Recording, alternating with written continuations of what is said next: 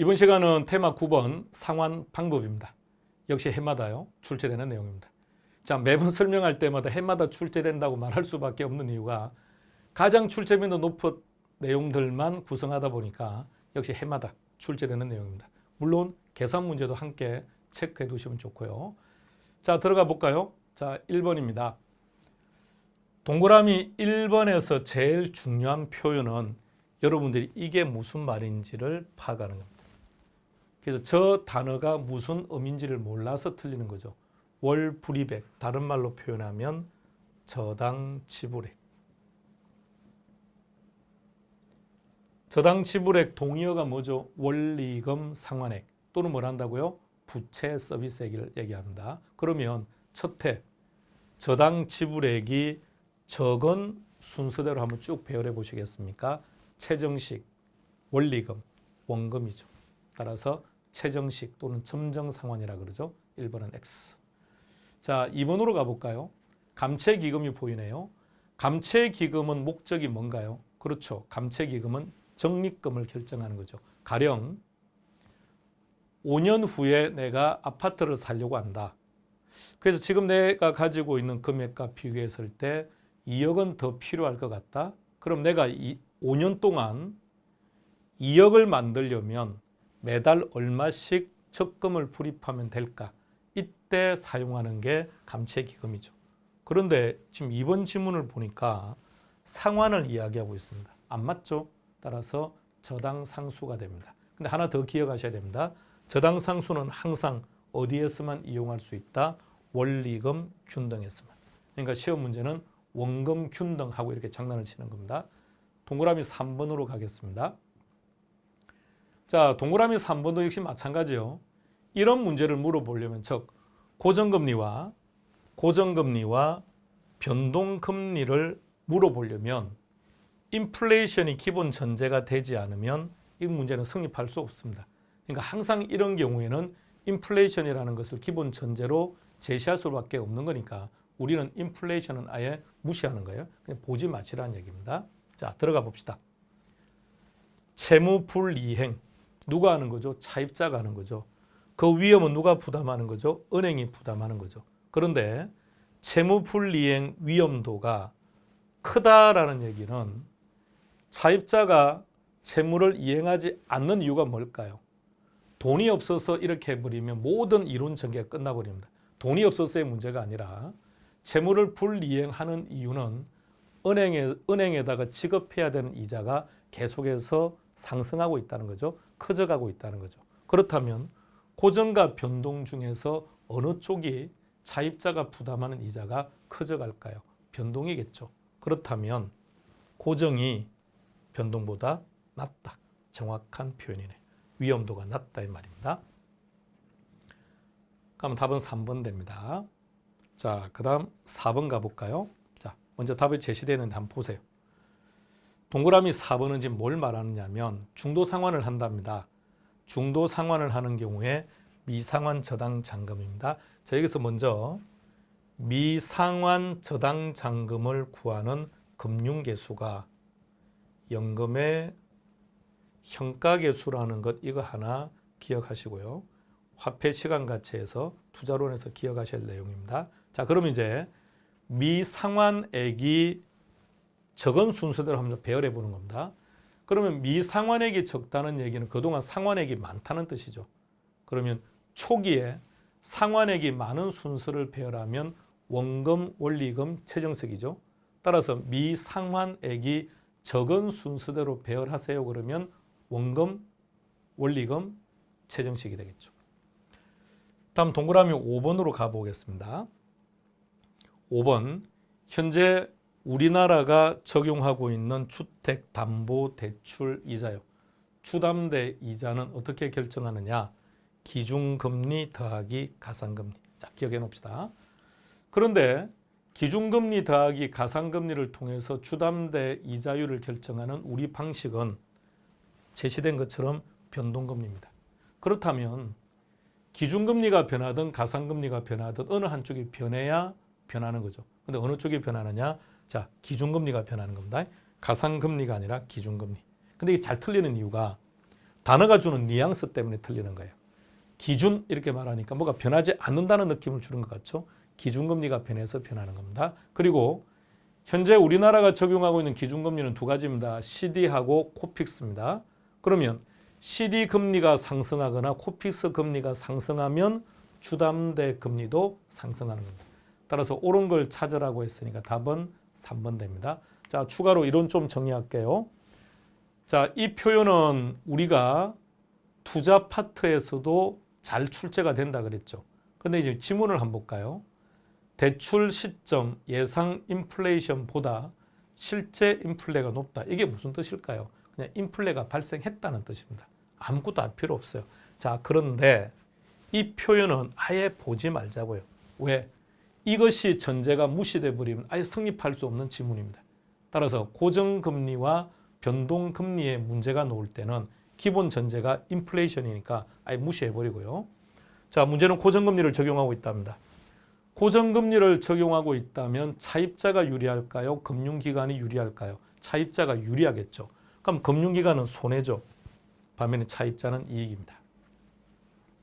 자, 두 번째 지문을 볼까요? 1번 지문과 연결해서 보시면 되겠죠. 마지막 것만 보세요. 대출자를, 그러니까 인플레이션 안 봐도 괜찮아요. 대출자를 위험으로부터, 은행이죠. 은행을 위험으로부터 보호를 해준다고 했으니까 변동금리를 이야기합니다. 3번으로 가보겠습니다. 원금균등이네요. 그러니까 원금은 항상 일정한 거죠. 시간이 갈수록 이자는 점점 작아지겠죠. 따라서 매기 상환하는 무엇이 점차적으로 감소합니다. 그랬으니까 여기는 이자가 들어가도 되고 원리금이 들어가도 되겠죠. 자, 표현 다시 한번 더요. 원금은 일정이고 이자는 점점 감소한다고요. 그럼 이 원금과 이자를 합친 원리금도 감소하겠죠. 그러니까 블랭크 속에는 이자가 점차적으로 감소한다. 이렇게 나와도 맞는 말이고 원리금 들어가도 맞는 말이죠. 자, 4번 들어가 봅시다. 이자가 감소하는 것만큼 원금이 증가한답니다. 이자가 감소하는 것만큼 원금이 증가한다면 결론은 원금 이자를 합친 원리금은 어떻다는 얘기죠? 일정하다는 얘기죠. 그래서 이것을 원리금 균등 상환 방식이라고 얘기합니다. 5번으로 가보겠습니다. 자, 여러 가지 상환 방식을 놓고 비교했을 때 초기보다는 후기로 갈수록, 자, 그 다음 잘 보세요. 원금이 점점 많아진대요. 원금 균등은 원금은 일정하다고 했으니까 일단 안 되는 거죠. 원리금 균등은 어떤 거였죠? 시간이 갈수록 이자는 작아지고 원금은 많아진다 그랬죠. 그렇다면 5번은 원리금 균등을 얘기합니다. 6번으로 가볼까요? 자, 이 문제의 포인트 역시 이 단어입니다. 월불이백, 연불이백 이 말은 상관없고 월이든 연이든 상관없고요. 이게 무슨 말이냐 이 말입니다. 만일 이 자리에 이자가 들어갔다면 1회차이기 때문에 원금 균등과 원리금 균등의 1회차 이자는 같다. 왜 1회차 이자는 같을까요? 잔금이 똑같을 테니까요. 이자는 어떻게 구한다고요? 잔금 곱하기 이자율이니까 1회차는 상환한 적이 없죠. 그럼 상환한 적이 없다면 잔금이 동일할 테니까 그에 따라서 불입하는 이자도 똑같겠죠. 그런데 월불이백이라는 것은 이자가 아니라 원금과 이자를 합친 원리금을 얘기하죠. 그럼 1회차 원금이 어느 쪽이 많죠? 원금 균등이 많죠. 따라서 이 둘을 비교했을 때 1회차 원리금은 어느 쪽이 크다? 원금 균등이 크다. 7번 문제입니다. 최정식의 특징은요. 미래 소득이 증가될 것으로 예상되는 젊은 층에게 합리적인 방식인데 이 최정식의 장점은 딱 하나밖에 없습니다. 초기 부담이 적다. 그러면 시간이 지날수록 부담하는 금액은 점점 커지겠죠.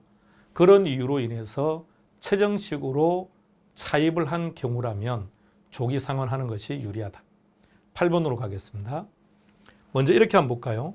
이자가 아니라 이 자리에다가 원금이 들어갔다면 어떻게 될까요? 먼저 대출 만기라는 얘기는 상환이 끝났다는 얘기입니다. 상환이 끝난 시점에서 원금의 크기를 물었다면 어떻게 될까요? 그렇죠. 원금은 다 똑같아야죠. 어떤 상환 방식이든 원금은 빌린 것만큼만 상환하는 거니까 동일한 거죠. 단지 차이점은 그 원금을 초기에 많이 상환할 거냐 후기에 많이 상환할 거냐의 차이점은 존재하는 거고요. 자, 그렇다면 이자는 차입자 입장에서 방금 7번을 보세요. 7번은 초기 부담이 적다는 것만 장점이라 그랬죠. 결과적으로 차입자 입장에서는 이자를 제일 많이 부담을 해야 되니까 은행 측 입장에서 이자 수입은 최정식이 제일 크겠죠. 점정상환 최정식입니다. 두 번째는 원리금 균등 그리고 원금 균등 순서입니다. 자, 9번으로 가보겠습니다. 8번과 연결해서 보시면 되겠네요. 전체 기간이 만료되었을 때 이제는 그 누적 원리금을 물었네요. 결론은 원금은 똑같죠. 그러니까 8번의 이자의 크기와 똑같아야죠. 어느 쪽이 크다고요? 원금이 크겠죠. 원금이 크니까 원금은 원리금에 비해서 그 금액이 작다. 자, 다시 보세요. 지금 옳은 표현이죠. 자, 방금 표현을요. 다시 한 번 더 보세요. 원금은 똑같고 이자는 어느 쪽이 크다고요? 최정식이 가장 이자가 크고 그 다음에 원리금이 크고 그 다음에 원금이죠. 그러니까 여기서는 원금은 그랬으니까 원금은 다른 방식보다 작다. 10번. 10번에서는 총부채 상환 비율이라는 표현을 저당 지불액으로 이 자리에 여러분들이 저당 지불액으로 빨리 바꿔주면 답찾기가 훨씬 편할 겁니다. 자, 대출 실행 시점이라고 했으니까 초기죠. 초기. 저당 지불액이 큰 순서대로 배열하면 최정식, 원리금, 원금이겠죠. 자, 표현을 바꿔야 되겠네요.